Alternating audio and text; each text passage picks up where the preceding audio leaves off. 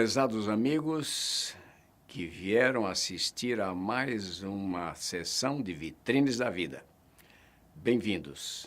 Estamos satisfeitos de tê-los como nossos assistentes ouvintes. E hoje, o privilégio de nós tratarmos de um assunto que está em pauta, em geral, na nossa vida nacional, e fazermos alguns comentários. Então, vamos ao que nos interessa do assunto de hoje.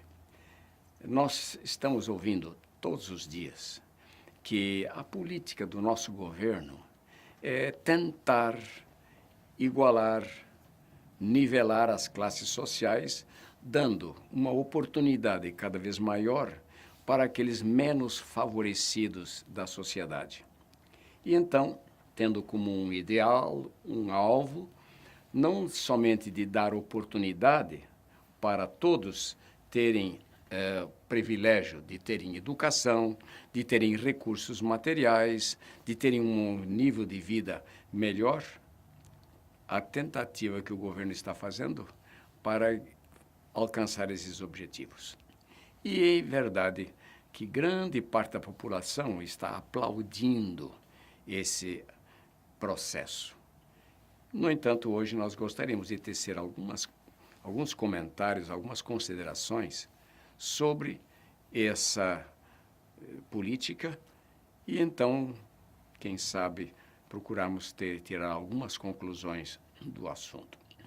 Por exemplo, é fácil de promover para, quem sabe, vantagem própria, fazer um pouco de média, a gente falar e defender a ideia de que, favorecendo os pobres, favorecendo os menos, que têm menos sorte, vamos dizer assim, na vida, seria uma boa política e, assim, favorecer a igualdade das classes sociais. Agora, vamos pensar um pouquinho desde o início. Por que é que existem essas diferenças sociais? Simplesmente por falta de oportunidade ou porque já desde o próprio nascimento as pessoas já nascem diferentes no seu potencial de desenvolvimento? Ao estudarmos um pouquinho de psicologia, vamos notar que cada pessoa, quando nasce, recebe por hereditariedade e também por influência na vida intrauterina, recebe um potencial, uma possibilidade de desenvolvimento. E, aliás, uma das primeiras regras de psicologia, nós dizemos que o indivíduo, quando ele nasce, ele traz consigo o potencial da hereditariedade, aquilo que ele herdou dos seus antepassados. E então há uma regra, uma lei de psicologia que diz que a hereditariedade impõe limites, além dos quais o ambiente não consegue alcançar. Isto é, a educação, os privilégios, as oportunidades que dão, não vão ultrapassar aquilo aos limites impostos pela hereditariedade. Então, nós poderíamos dizer o seguinte: podemos tentar igualar os níveis da sociedade, dando maior oportunidade para aqueles que são menos favorecidos. Mas, vamos dizer, se esse menos favorecido é dessa maneira, em virtude de potencialidades baixas, herdadas, mesmo que vamos dar para ele todo o privilégio do mundo, ele nunca vai sair de um certo limite. Portanto, quando se faz essa tentativa de igualar, dando especialmente oportunidade e privilégios materiais, como estão sendo feitos, isso não vai resolver o problema. E então, o que é que deveria se fazer? Ora, por que é que existe isso no mundo? É interessante notar que, quando Nosso Senhor esteve aqui nesse mundo, e estava num certo jantar dado a ele, apareceu uma pecadora, e muitos dizem que era Maria Madalena, veio e ungir os pés de Nosso Senhor de gratidão, porque ela havia sido redimida, tinha sido perdoada por Nosso Senhor, e agora em gratidão ela estava agora ungindo os seus pés, ungindo com óleo, com perfume. E acontece o seguinte, que um dos discípulos, Judas Iscariotes, que depois traiu a Nosso Senhor, fez uma crítica, dizendo, imagina, gastar tanto dinheiro, que esse dinheiro poderia ser dado aos pobres. Como que dizendo, eu sou um bonzinho, né? Seria tão bom se nós dessemos mais para os pobres. E é interessante que Nosso Senhor chamou a atenção e disse, os pobres sempre tereis convosco, mas a mim nem sempre o tendes. Então elogiou a atividade, a atitude daquela pecadora. Agora vamos pensar um pouquinho. Nosso Senhor disse, os pobres sempre tereis convosco. Isso quer dizer que os pobres sempre continuariam existindo, ainda que se fizesse um esforço para eliminar essa classe de pobres. Ora, fazer o quê? Por que é que Nosso Senhor disse que sempre tereis convosco? E que depois, antes, aliás, já havia dito que os ricos passam por um perigo muito grande. O perigo de eles procurarem manter-se cada vez mais ricos. E ele disse ainda que é muito mais difícil um rico entrar no reino dos céus do que um camelo passar pelo fundo de uma agulha. Em outras palavras, bastante difícil para um rico ser salvo e entrar no reino da glória. Por quê? Porque nós temos notado o seguinte, que o indivíduo que se torna rico, a preocupação dele cada vez é ser mais rico. Em vez de usar desta riqueza no sentido de ajudar, de favorecer os pobres, no sentido de ensiná-los a como viver melhor com aquilo que eles vão recebendo. E então, o problema é que os ricos, em vez de darem, em vez de pagarem, em vez de atribuírem maior valor ao trabalho do pobre, procura tirar isso do pobre para ele se enriquecer. Então, nós diríamos que o cristianismo não é nada mais do que dar aos ricos uma oportunidade de exercerem misericórdia, exercerem favor para os mais pobres, procurando ensiná-los a fazer melhor. Sabe, já se diz o seguinte, é preferível ensinar um pobre a pescar do que dar o peixe. Nós diríamos um pouquinho diferente. É verdade que no início, no momento inicial, quando entramos em contato com as pessoas necessitadas, nós podemos ajudá-las dando comida. Mas, num próximo momento, no momento seguinte, ensinar a pessoa também a exercer as atividades para as quais com as quais poderia conseguir algum favor. Portanto, vamos, no próximo bloco, analisar um pouquinho o que é que está ocorrendo e, então, nos sermos alertados para esse perigo que está acontecendo em nosso país.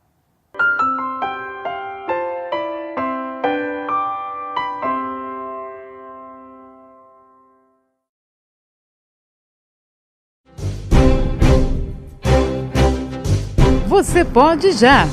Aqui você fica conectado com os temas da atualidade.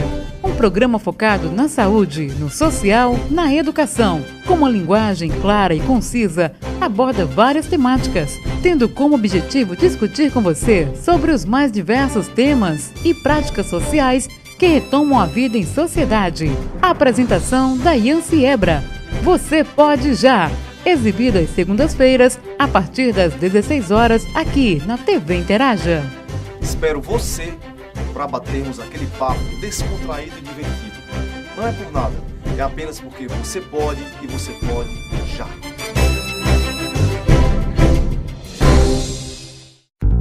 Sobral Meu Canto, um programa que retrata o cenário da música cearense com foco em artistas sobralenses desvendando os talentos da região. Exibido às terças-feiras e com reprise ao longo de nossa programação.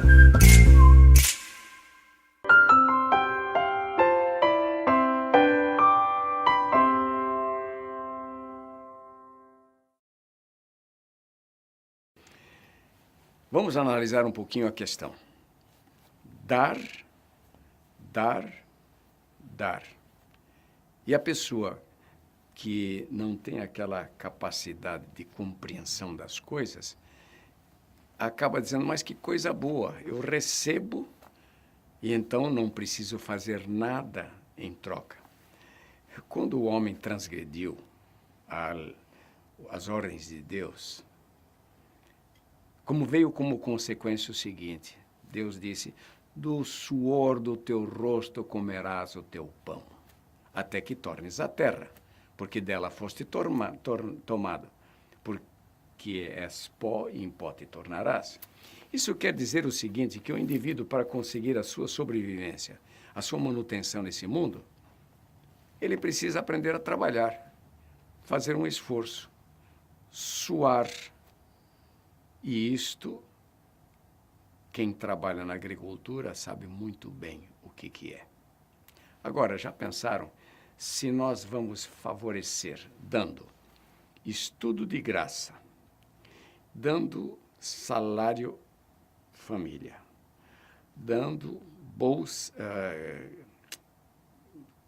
Família.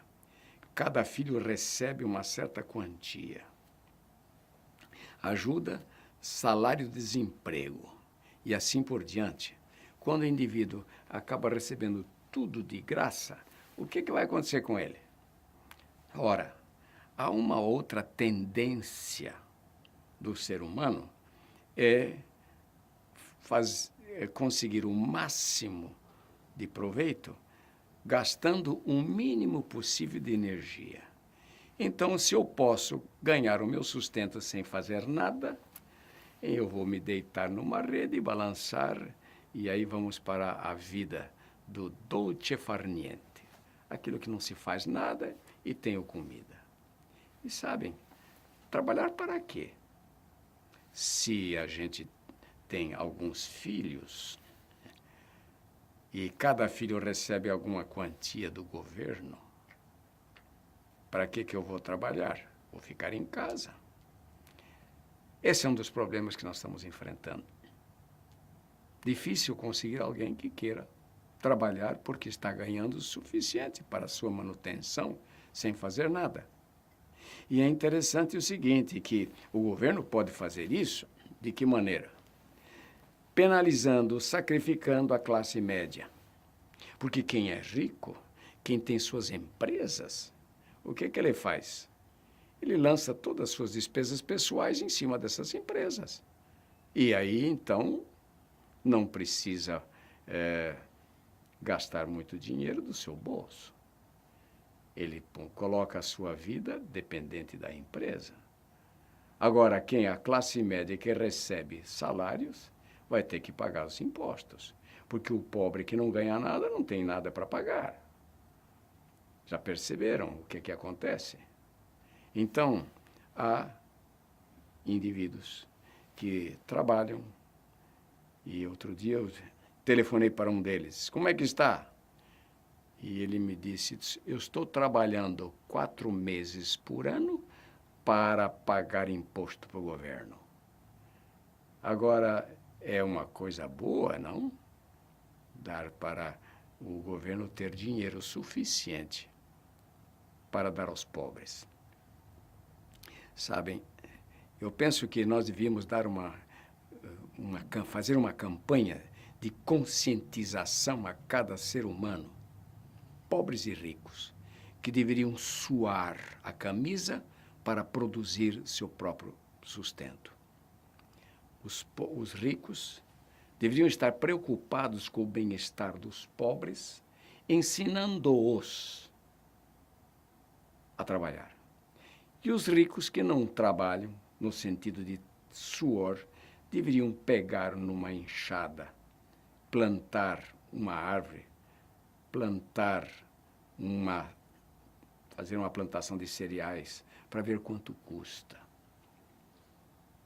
Hoje em dia, a tendência é quem trabalha não tem tempo para ganhar dinheiro. Então, nós não precisamos trabalhar para continuar ganhando dinheiro às custas dos outros. Esse é o problema. O cristianismo ensina diferente. A solução dos problemas humanos é nós vermos as coisas sob um foco diferente, sob um prisma diferente. E é interessante, quando no credo nós dizemos creio na comunhão dos santos, nós devemos aprender o seguinte, que nós, seres humanos, somos membros de uma família da humanidade, e que nós dependemos uns dos outros para a nossa sobrevivência.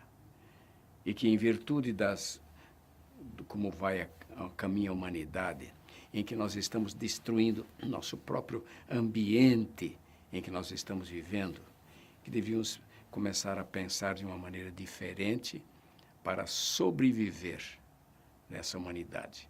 Quando nós dizemos, por exemplo, que estamos vivendo numa comunidade global, numa aldeia global, nós temos que pensar no seguinte, que cada um de nós depende um do outro, e que uma nação depende da outra. Nações ricas e poderosas têm que aprender que eles também dependem, para a sua sobrevivência, dos menos poderosos, dos menos ricos, dos menos favorecidos. E então ser unidos num mesmo sentimento. Quando nós vemos indivíduos que gastam fortunas, milhões, para seu próprio prazer, seu próprio gosto, e centralizados as coisas neles mesmos, em orgias, em festas, em bacanais, gastarem milhões para uma simples festa, enquanto estão milhões morrendo de fome. Por que nós não voltarmos a viver em comunidade, em que um rico aprendesse também a trabalhar no pesado para conseguir as suas coisas, e o pobre também aprendesse a gozar e usar melhor aquilo que tem. Eu fico perguntando, por exemplo, por que um pobre que trabalha, a primeira coisa que ele quer ter na mão é um celular? Para quê? Para ficar gastando à toa em comunicação, e provocando, notem, problemas físicos, doenças. Nós sabemos que esse aparelhozinho que nós usamos a vida inteira agora no ouvido está provocando doenças. Pesquisas indicam que o uso excessivo do celular provoca câncer. Por que nós não somos leais e verdadeiros em publicar as consequências, os resultados, as conclusões a que as pesquisas científicas estão descobrindo, para alertar a humanidade a mudar de estilo de vida, modificar a maneira pela qual estão vivendo? Ora, nós chamamos de progresso o desenvolvimento de tecnologia. Chamamos de progresso quando um indivíduo deixa de andar a pé para andar de motocicleta. Nós chamamos de progresso quando o indivíduo deixa de andar de uma motocicleta para andar num carro, qualquer que seja ele. Mas é progresso quando ele acaba deixando de comprar um carro simples para comprar um Rolls Royce ou uma Ferrari ou coisa semelhante. E esses são os bem aquinoados, são os espertos, são os inteligentes, são aqueles que sabem aproveitar a vida. Chamar aproveitar a vida quando depois acabam morrendo num hospital de câncer ou de outra doença dessas que acabam com o indivíduo. Nós temos que aprender um pouquinho a pensar diferente. E no próximo bloco, vamos analisar um pouco que maneira de vida para ter uma vida mais abundante e melhor.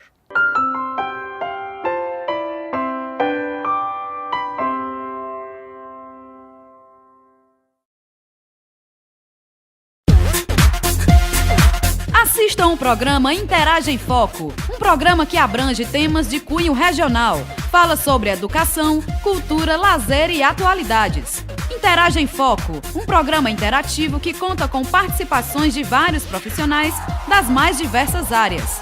Exibido às sextas-feiras, com reprises ao longo de nossa programação. Esperamos você! Apresentação, Lívia Molibe.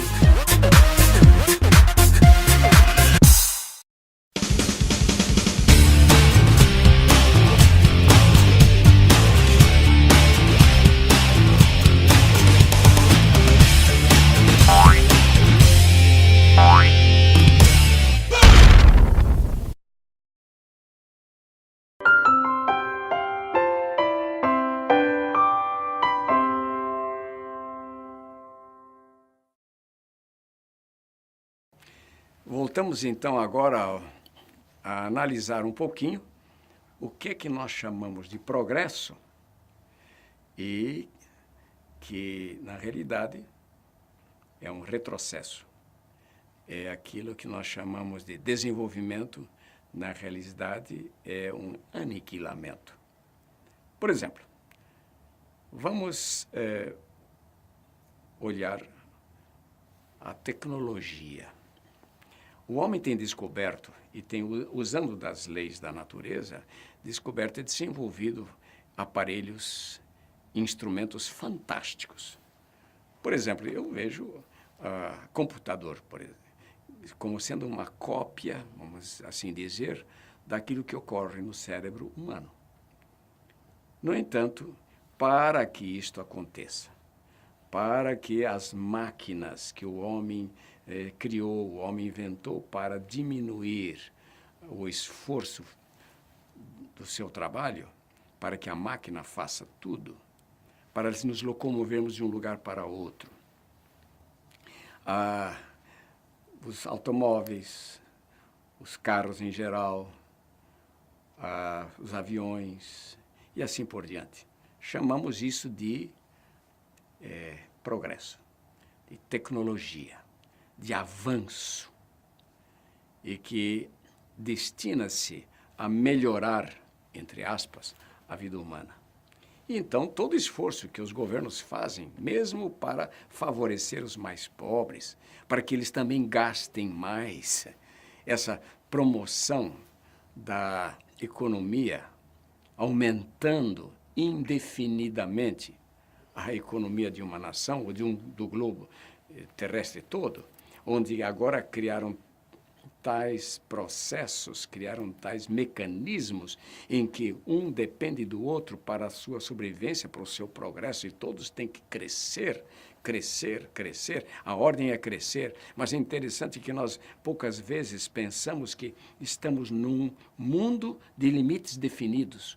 Como é que nós podemos crescer indefinidamente quando nós não temos limites para isso, limites definidos?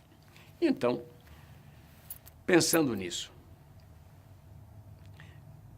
quanto mais rápido o desenvolvimento, chamamos isso de progresso, tanto melhor, quando na realidade é destruição mais rápida do próprio planeta. Por exemplo, quando nós tiramos do seio da Terra aquilo que nós estamos usando como fonte de energia, o que é que vai acontecer? Ora, no começo do século XX, quando começaram a explorar as jazidas de petróleo e fazendo uma previsão daquilo que se tinha em jazidas, chegou-se à conclusão que teríamos aí por 200 anos suficiente. Ora, passaram-se os primeiros 100 anos, a metade das prospecções de petróleo já foram usadas. E agora, à medida que estamos aumentando o seu consumo, nós chegamos à conclusão, e os cientistas já chegaram, que talvez durem 60 anos.